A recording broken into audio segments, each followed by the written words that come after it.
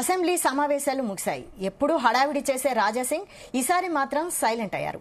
కనీసం ఒక్క మాట అంటే ఒక్క మాట కూడా మాట్లాడలేదు. ఉన్న 8 మంది ఎమ్మెల్యేలో ఫస్ట్ టైం అసెంబ్లీకి వెళ్లిన వారు కూడా సమస్యలపై ప్రస్తావించారు. కానీ రాజాసింగ్ మాత్రం పూర్తిగా సైడ్ అయ్యారు. సీనియర్ అయిన రాజాసింగ్ తనను కాదని బీజేఎల్పీ మహేశ్వర్ రెడ్డికి ఇవ్వడంపై అసంతృప్తి వీడనట్లు తెలుస్తోంది. దీనికి తోడు అధిష్టానంతో కూడా అంటిముట్టనట్లుగా ఉన్నారు రాజాసింగ్. దీంతో ఆయన మద్దతుదారులు మాత్రం బీజేపీ అధిష్టానంపై గుర్రుగా ఉన్నట్లు తెలుస్తోంది.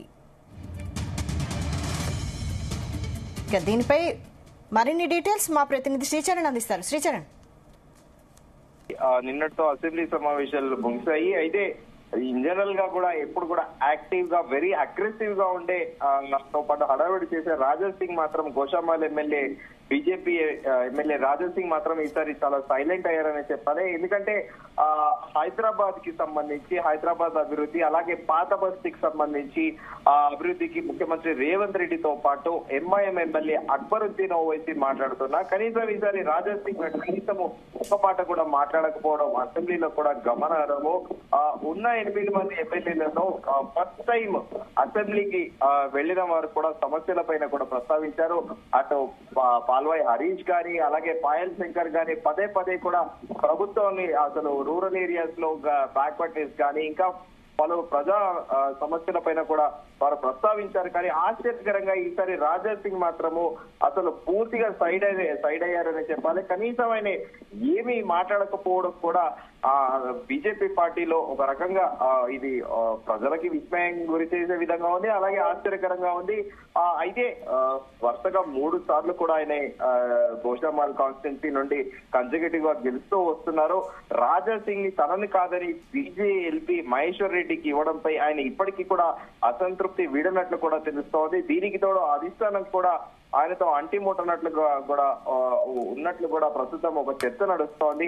రాజాసింగ్ దీంతో ఆయన మద్దతుదారులు మాత్రము బీజేపీ అధిష్టానంపై గుర్రుగా ఉన్నట్లు కూడా ప్రస్తుతం ఒక టాక్ అయితే నడుస్తోంది. దీనికి అథెంటిసిటీ లేదు. కాకపోతే మనం యూజువల్ గా జనరల్ గా చూసుకుంటే రాజాసింగ్ వ్యవహార శైలి కానీ చాలా దూకుడుగా ఉంటారు. ఆయన ఎవరికి కూడా భయపడరు. బేసిక్ గా ఇటు కాంగ్రెస్ కి కానీ అటు ఎంఐఎం కి కానీ ఆయన ఎక్కడ కూడా భయపడరు.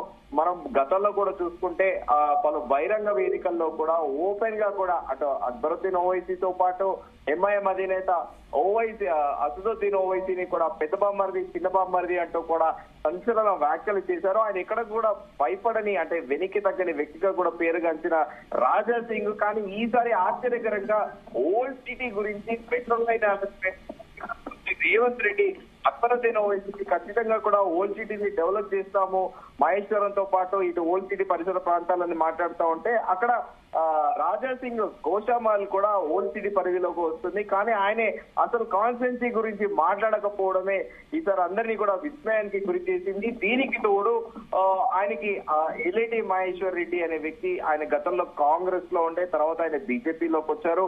కానీ నేను సీనియర్ మోస్ట్ ని నాకు బీజేఎల్పీ నేతగా నేను అడిగాను, నన్ను కాదని ఆయనకి ఇచ్చారనేది కూడా ఆయన ఇంకా అలకబోనినట్లు కూడా ఒక చర్చ నడుస్తోంది. దీనికి కూడా అథెంటిసిటీ లేదు. ఎందుకంటే మన పార్లమెంట్ ఎన్నికల ముందు కూడా చూసుకున్నాము, ఎప్పుడైతే మాధవిలతకు టికెట్ ఇచ్చారో అప్పుడు కూడా ఆయన సంచలన వ్యాఖ్యలు చేసిన విషయం తెలిసిందే. హైదరాబాద్ లో కిషన్ రెడ్డికి ఒక మగాడు దొరకలేదా అంటూ కూడా సంచలన వ్యాఖ్యలు చేసిన విషయం తెలిసిందే. ఇక తాజాగా అసెంబ్లీలో అసలు ఎలాంటి హడావిడి లేకపోవడము, ఇటు బీజేపీ ఎంపీ నేత ఎల్ఈటి మహేశ్వర్ రెడ్డి అలాగే ఉప ఎంపీ నేత పాయల్ శంకర్ అలాగే కామారెడ్డి ఎమ్మెల్యే కాట్ర వెంకటరమణారెడ్డి అలాగే మరో బీజేపీ ఎమ్మెల్యే పాల్వాయి హరీష్ వీరే చాలా అగ్రెసివ్ గా మాట్లాడుతూ వస్తున్నారు. అలాగే పైడి రాకేష్ రెడ్డి కూడా ఆర్మూర్ ఎమ్మెల్యే. కానీ ఈసారి రాజాసింగ్ ఎక్కడ కూడా తన మార్క్ ని ఎక్కడ కూడా ఈసారి చూపెట్టలేదని కూడా మనం చెప్పుకోవచ్చు వైశాలి. అయితే రాజాసింగ్ వ్యవహారం చూస్తే త్వరలో ఏమన్నా పార్టీ మారే అవకాశాలు ఉన్నట్టు కనిపిస్తోందా? అసలు రాజాసింగ్ అయితే ఆయనకున్న బేసిక్ గా ఐడియాలజీ పరంగా ఆయన ఎప్పుడు కూడా రైట్ వింగ్ కి చెందిన వ్యక్తిగా ఆయన హిందుత్వం గురించే మాట్లాడతారు. కాబట్టి ఆయన వేరే పార్టీ మారే ఛాన్స్ లేదు. అప్పట్లో కూడా విస్తృతంగా ప్రచారం కూడా నడిచింది.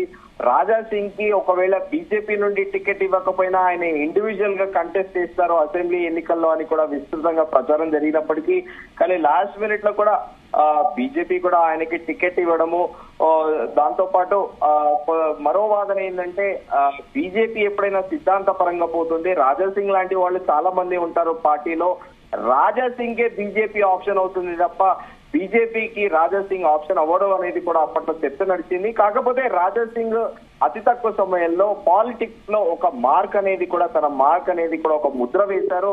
అట్ ది సేమ్ టైం బీజేపీలో కూడా కాస్త దూకుడుగా పేరుగాంచిన వ్యక్తిగా ఉన్నట్టు కూడా ఆయన పేరుగాంచారు. కానీ ఈసారి అసెంబ్లీలో ఆయన మాట్లాడకపోవడం కూడా మరి దీనిపైన బీజేపీ పెద్దలు ఎలా రెస్పాండ్ అవుతారు అనేది కూడా ఒక క్వశ్చన్ మార్క్ గా ఉంది. Right, thank you Sricharan.